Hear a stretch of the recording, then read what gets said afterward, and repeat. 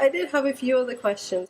One of your charms is that you do the most outrageous things to people, but you come across as a nice guy. Is it just that you're a really good actor, or you are? I am a nice guy. That's one important thing. There are certain things in those prank videos that, let's just call it creative editing, where if someone starts to get a little pissed off, or if things start to go wrong, then I have to break character and go, look, I'm just joking around. This is just a joke video for YouTube, and then every time people are like, oh, okay, all right, I got it, because everyone knows what YouTube is now, and everybody knows Jackass and stuff like that. I've been lucky so far. No one's punched me in the face. So I was talking to hubby, and we were discussing what your next serious role might be, because either something like you're going to be the Leslie Nielsen character in Airplane, if they ever remade that. Or maybe, you'd be totally convincing as a mass murderer, psychotic guy. The sort of guy who lives next door and you think he's a nice guy, but in fact he's wearing his neighbours as clothes. That sort of guy. Right. Well, the thing about neighbors is, they're very warm to wear as clothing. Insulating. And sometimes in the winter months, there's a breeze that comes in from the ocean. It gets a little chilly, and you want to put on some additional human flesh. That's all I'm saying. I don't mean to sound crazy. No. But I do want to crawl inside a person just to be warm sometimes. So if you could choose, though, what would your ideal movie role be? I will tell you what I love to see and the type of movies that I would like to make, and that is, stuff along the lines of the really goofy stuff that Will Ferrell is doing, and Steve Carell, and sort of that bunch. I mean, Anchorman to me is one of the funniest movies of the past decade, if not the funniest movie of the past decade. To work, in conjunction with some of these guys, I just think that would be a lot of fun. Lots of people sent in questions, so I've picked 4. Okay. Great. So Amazon626 wanted to know, are you a burger and fries guy, or is it quail and asparagus spears? Well, I'm a foodie, so I love all types of food, but if I had to pick between those two, absolutely burger and fries. Yeah, I'll take a burger and fries any day. And pizza, I could eat pizza probably every day for the rest of my life and never get tired of it. But yeah, I do like the fancy foods as well. Not quite as often. Spider wanted to know, how's the hair transplant coming out? It looks really good. Yeah, it looks good. Looks good.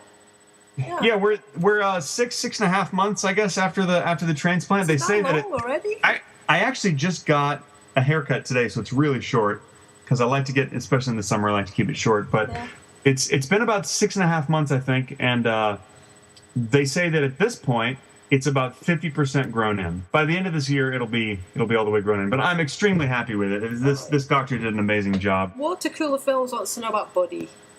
Buddy. Where did you get Buddy from? Come on, Buddy. You want a treat? I'm gonna have to give him a treat. I think he's sleeping. Hi, bud. Look, it's Vancouver. Want to say hi to Vancouver? Hi, Buddy.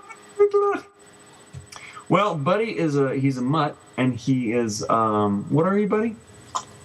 You're he's part lab, part pit bull. He's a lot of stuff. Yeah. But he is absolutely all sweetheart. I mean, what other dog? What dog just lets you just pick him up and just kind of hangs out a bit? You're a good boy. You want to get down now? I'll give you a treat in a minute. Good boy. I think he's the sweetest dog in the world. And we got him. We found him on PetFinder.com, which is a website that it collects rescue dogs from all over the country or all over the world. I'm not sure, but at least all over the U.S. I can't say his name right, and he'll kill me. Let's just call it Jackson. Chris Jackson. Okay, Chris Jackson wanted to know what it's like to work with your spouse. Well, first of all, that's not how you pronounce his last name. It starts with an F. It's definitely not pronounced Jackson. Thank you. Listen, luckily I have a wonderful spouse. Kim is, she's a truly amazing person. Working with your spouse, I think, in any situation can be at times a little stressful. So we try not to do it too much. But the thing is, we really like working with each other. So, we spread it out. We do plenty of stuff on our own. And Kim has just become a super producer in the web world. I mean, she's developing so many different web series right now, and also just has a lot of things. Just the wheels are turning on a lot of different projects, some of which I'm involved in, and some of which I'm not.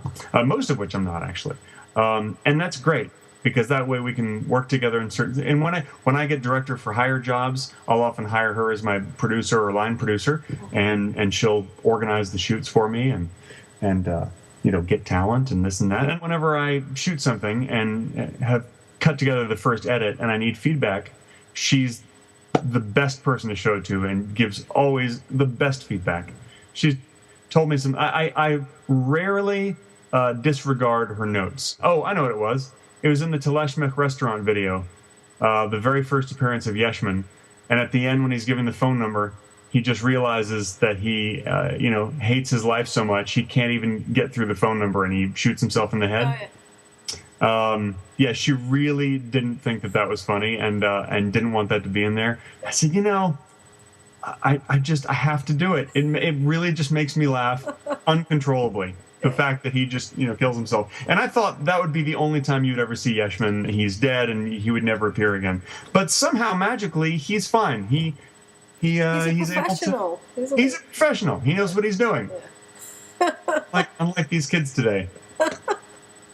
So, I did want to ask you who actually directed that last Yeshmin video, because obviously, did you direct yourself? There was somebody else. Yeah, I did, but I used a DP who really knew what he was doing. I used a great DP named Chris Darnell, who owns a 5D camera, which is the Canon DSLR camera. That's it's just a beautiful camera, and he uses prime Nikon lenses, and it just looks incredible. And I also had another friend of mine, Kevin Ivers, come over. He helped me with some of the transitions to make the transitions really, MTV cool transitions. It was a work of art. It's amazing, actually. It's really cool. Oh, thanks. I'm glad you liked it. I love the way it came out myself. I'm very happy with it. Oh, it's really good. Well, thank you very much for your time, Ed. Greg, I've got 3 million questions to ask you, but I know you need to go, and you've given me a lot of your time already. So it's been really great to speak to you. That was a pleasure talking to you. A pleasure finally meeting you. And I'm sorry that your World of Higlet books have not been published, because I got to tell you, that's just a great name. And I want to know about the World of Higlet. But it was great to talk to you, Greg. I wish you all the best of luck. I will see you every week anyway on YouTube. So. Nice. Well, I'm shooting. You'll be the first to know that I'm shooting something this week with my friend David Hussey, who's one of my oldest friends. He was in Swapping Heads with me and Batty Bat Bad 2. So Dave and I are going to be shooting a spoof of the old Abbott and Costello routine, Who's on First.